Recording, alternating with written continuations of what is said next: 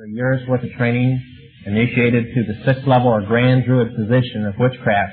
I sit on a council of 13 people that take orders only from the Rothschild Tribunal in London, which they claim they take their orders directly from Lucifer. And that's why they reside. Somebody's asking me if some of the Rothschilds lived in California.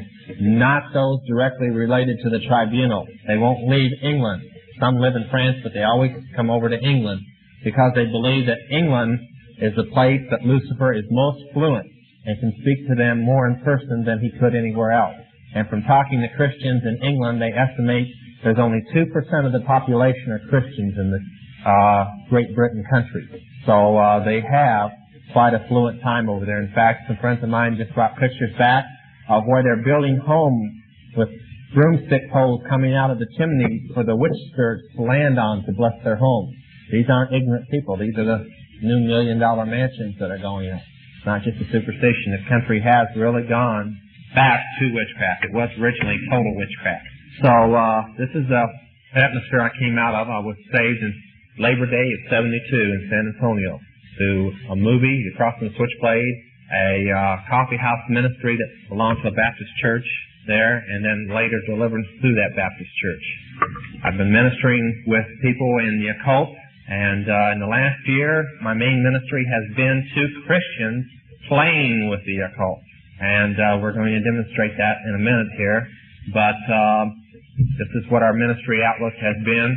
We just, in September, went to Minneapolis, St. Paul area, which is where the occult owns one of their Bible colleges, their printing company, Llewellyn.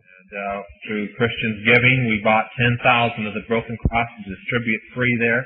We went there and we worked for 2 weeks there through the state fair and other things that was going on, and had a hotline set up for them to call in.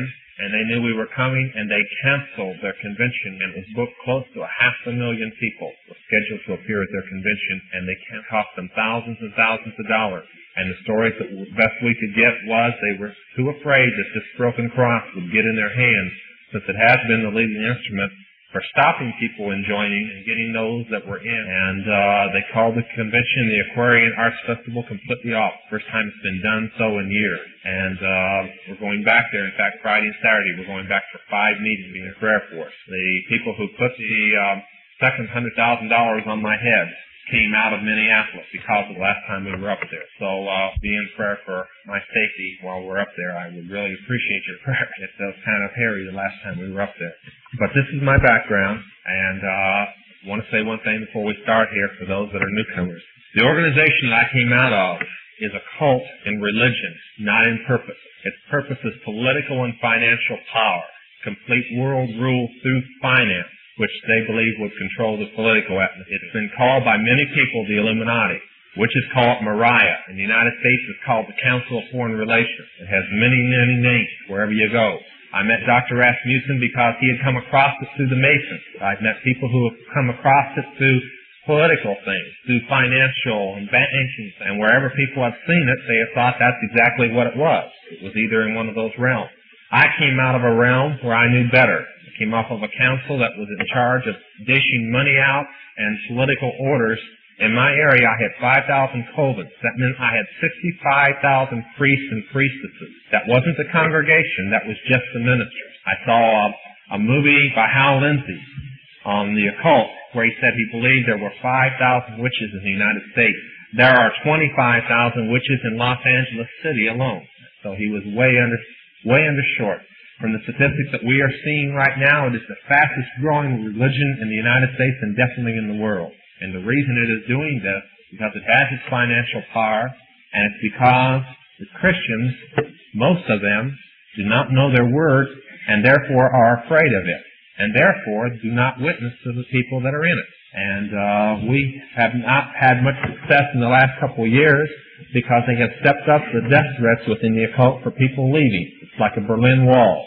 And the people are afraid to come out. When we were there, we were in a meeting one night where we had over 5,000 people in one meeting. In that meeting, 1,500 of them were initiated priests and priestesses of witchcraft that had attended the meeting. And hundreds came up and told ministers, myself and my wife later, they would come out if we could guarantee them a safe place to go until they were strong enough to be on their own. We didn't have such a place. We're trying to prepare such a place now. And if you're interested in helping in such a place, get with Dr. Rasmussen when he comes back from this trip. Communicate with him your desire on this, since he will be one of the few people who will know where this place is and be able to send people to it. It will be completely hidden and secret. We had one once before in Phoenix, and 3 people were killed there one night because some pastors interfered with the security of the place, and the occult was watching, and they came in and machine-gunned to death 3 girls and wounded the worker. The girls were ages 15 to 18. They do not play games, and this is why we tell the young people, don't go, because they'll tell you to come in, it's nice, it's loving, it's a brotherhood, and you get in, and once you're initiated, you find out it'll cost them $10,000 if you try to leave, but they'll spend it. That's the minimum bounty they put on anybody's head getting out, and they don't care how young they are. So it's not a game. It's a real world out there. So that's some quick background, a few words to the young people. I'll just take, like we did this morning, the questions and answers. Many of you were here, and I know you have questions and answers from this morning's service. Okay? Since you asked that question, I wanted to do something this morning I forgot. If you will take out some pencil and paper, a few of you, I'm going to give you some facts. You know, we hear a lot of things rolled out on things, but I want to give you facts so that when you come up to somebody, especially just young people fooling with rock music, you'll have some facts. Now, I want to say one thing before we get started. Young people have been running all over saying hi, been friendly to me. They're going to want to lynch me when this is over. But young people, you'll just have to understand that I came out of a world that I saw something you don't see when you turn on the radio.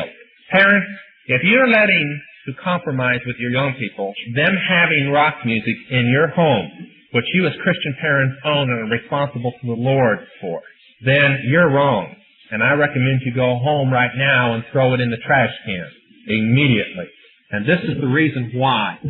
You see groups up on the television and you hear them on the radio and in concert and stuff, and you don't see the behind things. Now here's one fact.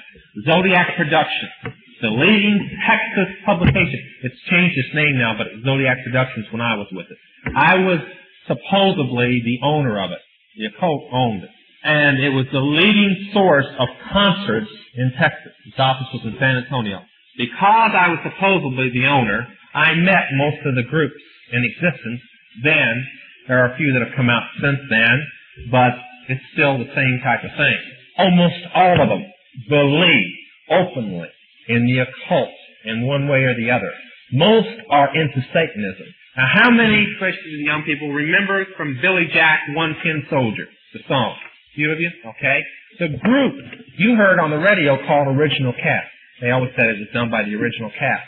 The name of the group that was the original cast is Coven. It was led by Tom Laughlin's daughter. Tom Laughlin played Billy Jack, his wife, his son, David, who produced it, and both his daughters are into Satanism. In fact, they produced the only 8-track out on a complete Satanist step-by-step ceremony done by Coven. And that's the group who did One Tin Soldier. And I've seen all of the movies except the new one that's coming out, and every one of the Billy Jack movies are anti-Christian, pro-occult. The Trial of Billy Jack dealt with demons and had more ceremonies of witchcraft and Satanism in it than it had anything about a trial of Billy Jack. And it was constant step-by-step ceremonies. It was reincarnation. Familiar spirits entered his body in the first Billy Jack and spoke to him, if you remember. Over and over, it came through. Now, that's one group. Rolling Stones. Mick Jagger has told openly, over and over on television, I don't know where our Christian young people were when it was going on, that when he was in jail before the Stones was ever formed, he sold his soul to the devil. That's impossible, but he did it anyway. He sold his soul to the devil to become the leading rock group in the nation, plus get out of prison. He is the leading rock group in the nation, in the world. He has wrote songs praising the devil.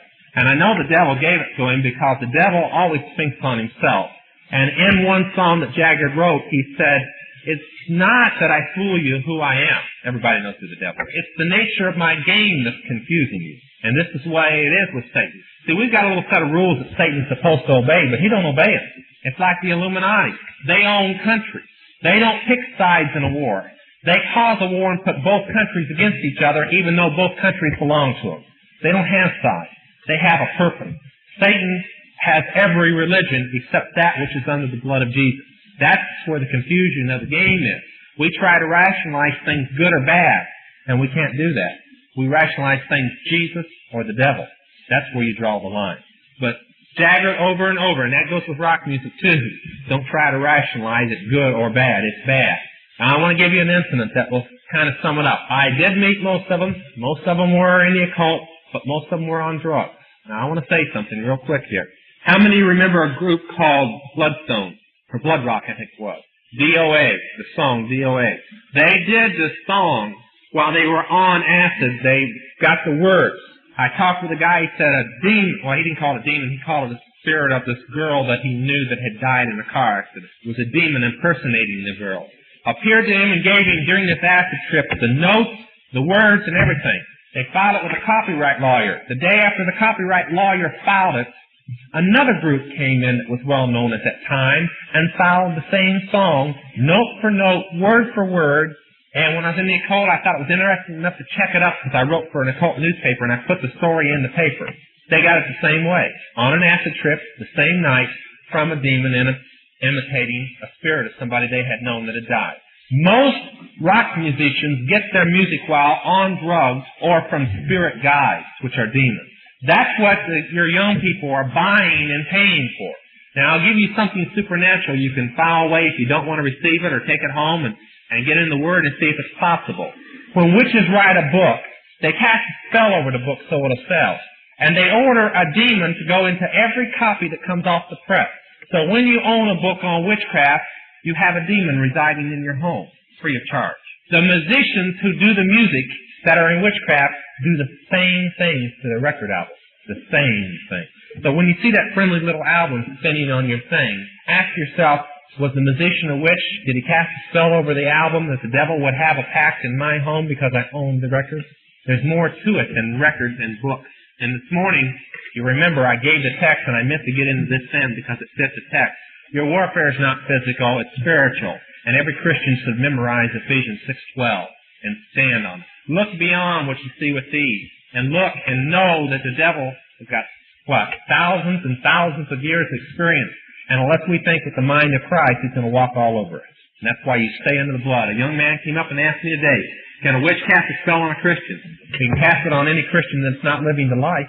If you want to fence straddle, you're a wide open target for any witch in the world. If you want to stay under the blood, and you want to walk the line and be within the Word and within the Spirit of God, and wear the full armor of God, then you're going to be fine. Well, I think all of us know what it means when we come to church and sit in the service and then go out and live like the devil all week long and think we're immune to anything of the devil. If you're going to live in his territory, he's going to live in yours. And that includes the rock music. I was a little long on that question, but I cannot miss the rock music. The main reason that young people go into witchcraft today is through the music. As I've told people, rock music didn't come out with Elvis Presley. It's thousands of years old. If you take it away, witches can't do witchcraft. They can't function without the music. It's a third of their power. You think about it. Many modern churches know who their source of power is anyway. Yes. You would. You would. All right, the question was this morning that I mentioned the chart that I had seen this morning, that I had seen, and when I saw the chart was August the 1st, 1972, for those that want to write it down, and I was saved on Labor Day, just shortly before I was saved. It was one of the main reasons I got saved. I wanted out after I saw the chart. The chart was a complete timetable that gave the Illuminati complete world control minus China. I want to specify that. Minus China in 8 years. The reason minus China, they plan on taking China completely out. It's too unruly to try and rule. They plan on wiping it out. And so I'll let that settle with you for a minute. And it gave them complete world control and religious control in 8 years. Now the question was, what did the energy crisis and what did Jimmy Carter have to do with it? Okay, I want to ask the question before I answer that. How many here honestly believe, if you don't believe now, this counts if you believe during the election time, that Jimmy Carter is a Christian president, or is a Christian, period? Huh? I mean, any time from during the time he was running as candidate till now, if any time during that time you thought he was a Christian, maybe voted for him because he was a Christian. Okay? See, we have some intelligent people here. I didn't mean it the way it came out, but it's simply the reason that I got saved was because of Jimmy Carter. You don't sit at a table remembering Bible that you were taught when you were a young person and have people come in with a letter from the Rothschild signed with their crest saying, we have a man and name him that will be the world ruler and stay a witch. and the name was Jimmy Carter. I want you to start looking at